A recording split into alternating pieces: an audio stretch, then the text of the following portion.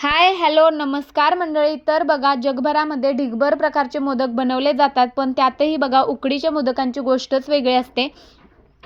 चला तर बघा, आपण बनवूया. 4 वाटी गरम पाणी केलं. त्यानंतर त्यामध्ये 4 चमचे तूप आणि चवीपुरतं नमक घातलं. छान उकळी फुटल्यानंतर त्यामध्ये 4 वाटी तांदळाचं पीठ, 4 चमचे कॉर्नफ्लॉवर घालून छान उकड काढली. नंतर बघा, सारण बनवायला घेतलं. कढई गरम केली.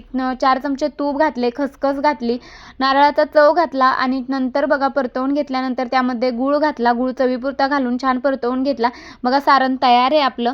त्यानंतर बघा, जे उकड काढलेलं पीठ मी साईडला ठेवलं होतं ते घेतलं. ते बघा मळून घेतलं. तर बघा, आपल्याला जितकं जास्त ते पीठ मळता येईल तितकं जास्त मळायचं.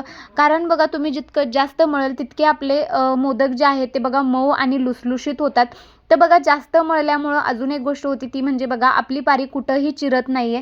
तर बघा, तुम्हाला व्हिडिओमध्ये मी केलेली पारी दिसत असेल बघा, कुठंही चिरलेली नाहीये आणि किती पातळ पण झालेली आहे. नंतर बघा, व्हिडिओत दाखवल्याप्रमाणे मोदकाचे आकार देऊन घ्या. छान असं बघा त्याला राऊंड शेपमध्ये फिरवून घ्या आणि नंतर बघा मोदकाचे आकार देऊन झाले. नंतर बघा, मोदकाला जेव्हा मी केसर काड्या लावत होते तेव्हा माझे जे पिल्लूचे पप्पा आहेत ते म्हणत होते की जसं काय तुला याच्यातून भेटणारच आहे काय, तसं तू एवढं लक्ष देऊन ध्यानानं म्हणजे केसर काड्या लावत आहे.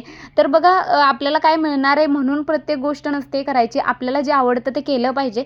चला, तर त्यानंतर बघा मी मोदक जे आहेत ते उकडवून घेतले. छान असे वाफवून झाले मोदक, तयार आहेत. आवडलं तर बघा